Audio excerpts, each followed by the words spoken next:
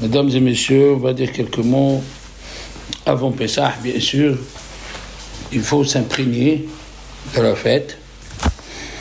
Dans le livre Kav HaYashar, il y a une Kabbalah, c'est-à-dire on a reçu de maître en maître que tout celui qui se dérange pour Pessah, il s'efforce ou il transpire, le soir de Pessah, il tue des milliers de mazikim, c'est-à-dire d'anges mauvais qui s'appellent Nigae Bene Yehuda, les plaies des enfants d'Yehuda.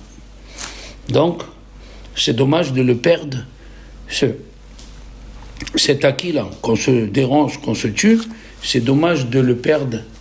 C'est dommage de le perdre dans la colère ou dans autre chose. Comme dans la soukha, c'est une mitzvah de faire des enjolivements. Mais, on achète, on met les bouteilles, on met les pommes, on met tout. À Pessah aussi, l'enjolivement, c'est que de se déranger, acheter, honorer ses enfants et sa femme, il faut le faire dans le calme et la joie. Pour cela, il faut chanter. Tout ce que tu fais pour Pessah, tu chantes. D'accord ? Il y a une histoire, elle a plus de 100 ans.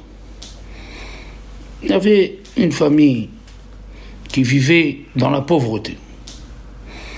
Et la petite fille de 5 ans, le soir de Pessah, la pauvreté, c'est que chacun, le vendredi soir, Shabbat matin, ils avaient juste un morceau de challah. Et la petite fille, le soir de Pessah, elle avait un frère qui avait 12 ans, elle avait 5 ans. Elle est rentrée avec une boîte qu'elle a bien gardée, que le père n'a pas vue, et dedans il y avait des petits morceaux de challah. Elle est venue le soir de Pessah, elle a dit à son frère, « Je t'aime tellement que tu dis des bons du vrai Torah, je te fais cadeau une boîte pleine de petits morceaux de challah de ma part du manger. » Le père, il n'a pas perdu son sang-froid, ni sa bonne humeur. Il a dit, pose la boîte ici, il l'a recouvert, comme elle dit la halakha. Il lui a dit, tu as comme ça le kavod que tu fais à ton frère qui étudie la Torah, je te souhaite que tu te maries avec un Talmid Chacham. Cette fille de 5 ans, elle s'est mariée avec Rabbi Moshe Feinstein. Un autre père, il aurait perdu son sang-froid. Quand un petit, il amène le Hamed, jette le Hamed, non, elle n'a pas perdu. Son sang-froid, il est resté calme. Et oui, comme elle dit la Gemara dans Shabbat, celui qui aime un Talmid Chacham, il lui fait des cadeaux, il l'aime chaque fois, il sera, lui et ses enfants, Talmid Chacham. Le Bnei Issachar, dans son livre Derer Pikutecha, un grand admour, il a dit que c'est possible, que c'est assourd de donner le soir de Pessah, le Korban Pessah, Midei Rabbanan, à un monsieur qui s'énerve. Parce que c'est écrit, Kol HaKohetz ki lo oved avodah zara. Et s'il fait avodah zara, on ne peut pas lui donner le Korban Pessah. Ouais. Rabbi Zalman Auerbach, Rabbi Zalman Britzel, il faisait attention à la matzah shmura. À l'époque, il allait chercher les graines, c'est lui qui faisait moudre, c'est lui qui triait, c'est lui qui tamisait. Il le cuisait, il faisait attention à son panier. Le soir, ils sont venus le voir, ses petits-enfants. Et parce que c'est une mitzvah de manger la matzah qui est faite l'après-midi de Pessah, c'est-à-dire, on va dire comme cette année, mercredi après-midi. Qu'est-ce qu'il a fait ? Il a tapé des mains et il a dit, pour pas s'énerver, il a dit, merci mon Dieu que tu m'as donné des petits-enfants comme ça, très joyeux, en bonne santé. Dans le livre de Pachad Yisraël qui raconte, il y avait un monsieur qui était très, très élégant, il s'habillait toujours bien. Et alors, il était invité chez le Rav Pachad Yitzhak. Et il avait le kittel. Vous savez ce que c'est le kittel ? On va parler tout à l'heure. Les rabbins ashkénazes, ils mettent une sorte de tablier blanc, très beau, comme le soir de Kippour. Alors, en bougeant la table, le verre de vin, il est tombé sur son kit. Alors, de suite, le Rav lui a dit, tu sais, ce soir, c'est comme Kippour, puisqu'on met l'habit blanc. Comme dans le sidour de Kippour. C'est pas un bon sidour s'il n'y a pas des signes, s'il n'y a pas des signes de larmes dans le livre. Le soir de Pessah aussi, c'est pas un bon Pessah si, sur le kittel, c'est-à-dire l'habit qu'ils mettent les Ashkénazim, il n'y a pas un peu de tache de vin. Magnifique. Rabbi Shalom Kasbiler, c'était un admour d'une autre génération. Et il était contre la matzah machine. La matzah qui est faite dans une machine. Et il est venu son beau-fils. Il lui a dit, Rav, pour moi vous êtes très important, mais qu'est-ce que je peux faire? Mes parents, ils mangent ma matzah machine, ils mangent pas matzah shmura comme vous. Et il lui a dit, le Rav Shalom Kasbiler, il lui a dit, dis-moi, dans le ciel, qu'est-ce qu'ils vont te demander? Est-ce que tu as fait attention à tes yeux et à ta bouche? Ils vont te demander, est-ce que tu as mangé matzah machine ou matzah shmura? Son beau-fils, il est mort à 101 ans. Pour vous dire qui était ce monsieur. Et les gens, ils lui ont dit, mais il t'a pas répondu oui. Et lui, il a dit, si je savais que vous allez me poser la question et me répondre comme ça, je vous aurais jamais raconté cette histoire. C'est sûr qu'il m'a dit oui. Le Meiri, qui est en France, Rabbeinu Menachem HaMeiri, il a dit, la Torah, elle dit, et la asot l'Hashem, et faire au Torah terra. Et la asot l'Hashem, c'est le moment de faire pour Dieu. Mais, et faire au Torah terra, des fois, on casse ce que Dieu a fait. Comment? Il a dit, quand il arrive le moment de manger la matzah, tu manges la matzah. Eh oui, mais tu ne sais pas quelle est la volonté de Dieu. À ce point-là, que tu t'énerves, que tu te prends mal, tu prends mal tout ce que Dieu y fait. Alors, ça ne s'appelle pas que tu fais la volonté de Dieu. Ça ne s'appelle pas. Eh oui, le Beth Aaron, il disait chaque fois, le Ramban, Rabbi Moshe Bar Nachman, il leur disait, il faut le répéter, et on l'a dit plusieurs fois. Minanissim aglouyim, Adam modé banissim anistarim. שאין לאדם חלק בתורת משה רבנו, עד שנאמין שכל דברנו ומקרנו, כולם אין בהם, כולם ניסים, אין בהם טבע ומנהגו של עולם. C'est quoi? Il a dit, le Ramban de Rabbi Moshe Bar Nachman, que le soir de Pessah, on doit savoir que les miracles qui sont dévoilés, on est obligé d'avouer sur les petits miracles de tous les jours. Parce que un juif, il n'a pas le droit de dire qu'il fait partie de la Torah s'il ne croit pas que tout ce qui lui arrive, et tout ce qui lui est arrivé, et tout ce qui va lui arriver, il est de Dieu. Eh oui, c'est comme, regardez cette histoire, vous allez tout comprendre. Un monsieur, il raconte à son copain juif, il lui a dit, j'ai perdu de l'argent, j'avais un trou dans la poche du pantalon. Il lui a dit, toi tu crois pas en Dieu. Il lui a dit, pourquoi? Il lui a dit, comme tu devais perdre de l'argent, alors tu as le trou dans le pantalon. C'est fantastique, hein? Ce soir, on dit, Echad mi yoda, Echad. Ce soir, il n'y a que Dieu. Echad mi yoda. Il n'y a que un. Il dit le Maral de Prague, c'est pour cela qu'on a une maison, on doit manger le Korban Pessah dans une maison. On doit avoir un agneau. Tout. On ne doit pas couper les os en deux. Il ne faut pas qu'il y ait le mot deux. Ehad miyodea. Alors, vous savez bien que Rashi dit, dans la Gemara de Pesachim, la page Koufret, Rashi, il ramène dans la Gemara de Pesachim ce qu'il n'a pas dit dans la Mishnah. La Mishnah, il a dit, dans la Mishnah de Psachim, il a dit, on prend 4 verres de vin pour les 4 langages de délivrance. Velakahti, Vitzalti, on a parlé de ça. Veveti, hein? 4 langages, mais dans la page Koufret, il dit c'est à cause des 4 vers où c'est écrit Kos. Enfin, pas écrit 4 fois, 3 fois, le son milieu, il a dit le mot Kos. 3 fois le son milieu, il a dit le mot Kos à Yosef. Il lui a dit, j'ai pris le verre de Paro, j'ai donné le verre de Paro. Alors, et Arizal, il a donné une explication. Hein? Kos, c'est 86. On devait rester 430 ans.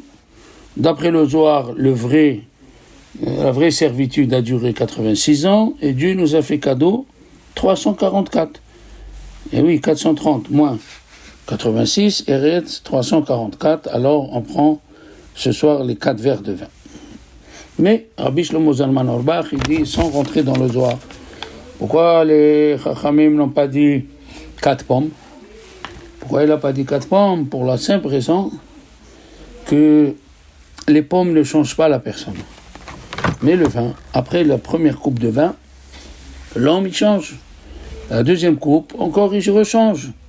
Le troisième coupe, encore autre chose. La quatrième coupe, c'est une autre personne. Déjà, il ouvre la porte et il fait rentrer Léon Navi. Et oui, comme il dit le Ramban, parce que 4 pommes ne changent pas la personne.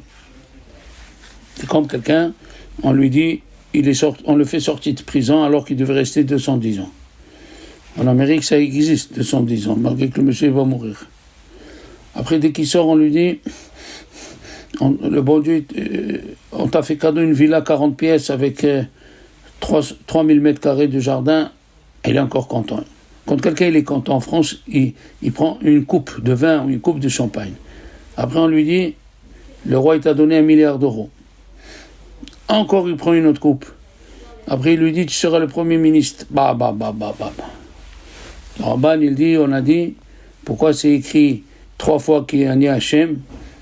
C'est écrit qu'il y a un Hachem Bekrev Haaretz, qu'il y a un Hachem Kili Kol Haaretz. Il y a 3 fois qu'il y a un Hachem, mais le premier, c'est pour une des 3 premiers, c'est pour dire qu'il y a l'Ashgaha. Il y a la providence divine. Eh oui, la providence divine, elle est devant chaque juif. Ce qu'il a eu, vous savez que dans le plateau de Pessah, on a une partie qui rappelle Yaakov, une partie qui rappelle Yosef. Quelle est la différence entre les deux? Entre Yaakov et Yosef, les deux, ils ont eu des problèmes, des tsarot, des souffrances. Yaakov, il a subi les souffrances de Dieu. Alors que Yosef, il a provoqué les souffrances. Il provoquait ses frères, il provoquait la femme de Potiphar. Eh bien, même ça, il est de Dieu. Même si tu provoques un problème, il est de Dieu. D'accord? Comme il a dit Rabbi Shlomo Kluger, il a posé une grande question. Il a dit, nous voyons dans la sortie d'Égypte que, qu'est-ce qui se passe? La dernière plaie, avant Makat Bechorot, Paro, il leur a dit, vous pouvez partir, vous et les enfants, mais que les animaux ils restent ici. C'est quoi ça? On a fait la sortie d'Égypte pour les animaux? Non. Il a dit, Rabbi Shlomo Kluger, une chose très grande. Il a dit, il va venir une génération où les gens ils vont dire, qu'est-ce qu'on est, nous? On est des animaux par rapport à la première génération. Il a dit, Rabbi Shlomo Kluger, il a dit, même si tu te sens comme un animal, la sortie d'Égypte a été faite même pour un animal. Magnifique, hein? Rabbi Chaim Kanievski, c'est pas la peine de raconter tous les miracles qu'il a fait, toutes les choses qu'il a fait, c'est pas possible. Ils sont venus, ils lui ont dit, par exemple, il y a un monsieur qui habite à Ashdod et il travaille à Bnei Brak tous les jours. Et il est pas très riche. Est-ce qu'il s'appelle Ani Ercha? Qu'est-ce que c'est Ani Ercha? Vous savez qu'il y a les pauvres de ta ville et les pauvres d'une autre ville. Et tu dois donner à manger d'abord à les pauvres de ta ville. Est-ce que celui-là qui vient travailler tous les jours à Bnei Brak, mais il habite à Ashdod, quelle loi il a. Et lui, il avait la Torah devant lui. Il a dit, voilà, c'est écrit dans les prophètes Shmuel Aleph, il y avait un monsieur qui habitait Ma'on, et il travaillait à Carmel. Comment la Torah l'appelait? Naval à Carmeli. Ah, alors il s'appelle Anier. C'est pas joli ça? Magnifique. Magnifique. Il dit le Maharal, chaque jour, chaque soir de Pessah, le premier, l'El Shimurim, ça s'appelle l'El Shimurim. Pourquoi c'est écrit l'El Shimurim? Parce que celui qui dort, il est gardé, on n'a pas besoin de faire le Kriyat Shema entier. Au Maroc, on dormait la porte ouverte. Aujourd'hui, on ne ferme pas la porte. D'accord? Il a dit, ce soir-là, le juif le plus loin du monde, il est comme un Kohen Gadol. Comme un Kohen Gadol. Pourquoi on s'habille? Les Ashkénazes, ils s'habillent en blanc, parce que c'est la Shekhinah, comme le Kohen Gadol qui rentre dans le Kodesh HaKodashim. Il rentre avec un habit blanc. Pourquoi? Parce que là où il y a la Shekhinah, c'est blanc. Ah oui. Il a dit, Rabbi Moshe Biom, que son père, il était chez Rabbi Israël Me'apta. Et le soir de Pessah, il disait que celui qui ne croit pas que ce soir, Dieu, il écoute la voix de chaque juif, que le plus loin des juifs, il peut monter le plus haut degré de chaque juif, il est dans le plus haut degré qui peut arriver, et il ne croit pas, c'est celui-là le rachat de la Haggadah. Oui. Je vais vous raconter Rabbi Eliyahu Gutmacher. Rabbi Eliyahu Gutmacher, c'était l'élève de Rabbi Akiva Eiger. Et lui, il a dit une chose extraordinaire. Il a dit qu'il faut publier ce chidouche. Quel chidouche? Que le soir de Pessah, Mordechai, quand il a appris que le début de Nissan, où Mordechai yada et kol asher na'asa, Mordechai, il sait tout ce qui s'est passé. Le soir, qu'est-ce qu'il a fait, Mordechai? Il a écouté Esther, Vaya'avor. Qu'est-ce que c'est Vaya'avor? Il a transgressé. Quel transgressé? Et le soir de Pessah, ils n'ont pas mangé la matzah, ils n'ont rien fait, ils ont jeûné. Comment est-ce possible? Pourquoi il n'a pas attendu Rosh Hashanah Kippour? Pourquoi il n'a pas attendu Rosh Hashanah Kippour Elul, puisque la Gezerah de Purim, elle était l'année prochaine. Haman, il a fait le tirage au sort le premier Nissan, et il a fait que ça lui est sorti l'année d'après Adar. Pourquoi il a sorti le soir de Pessah? Il a dit, c'est écrit, quand il est venu Nabuchodonosor sur Jérusalem, il est venu avec 180 000 chefs d'état-major. Il est sorti, l'ange de Dieu, il les a tués. Tous, le soir de Pessah. Il s'est moqué, il a dit, c'est pour ça que je suis venu, pour cette petite ville. Eh bien, le soir, il a perdu 180 000 soldats. Pourquoi? Nabuchodonosor, il s'est moqué de Dieu, eh bien Dieu l'a puni. Quand est-ce il a perdu le sommeil? Achashverosh, le soir de Pessah. Il a dit à Achashverosh, ce soir-là, le Dieu de ces Juifs, il fait des nissim. Pourquoi on l'appelle le mot Seder? Seder. Il a dit, comme il y a un ordre pour la nature, on ne peut pas changer ce qui se passe dans la nature, il y a un ordre. Eh bien, il y a un ordre pour les nissim ce soir. Il a dit, le Prisha, alav shalom, pourquoi on ne dit pas Sha'asa nissim la votenu bayamim haem bazeman hazeh, le soir de Pessah? Il dit le soir, parce que ce soir, Dieu, il fait les Yeshuot. Les Yeshuot, c'est plus haut que le mot nissim. Oui.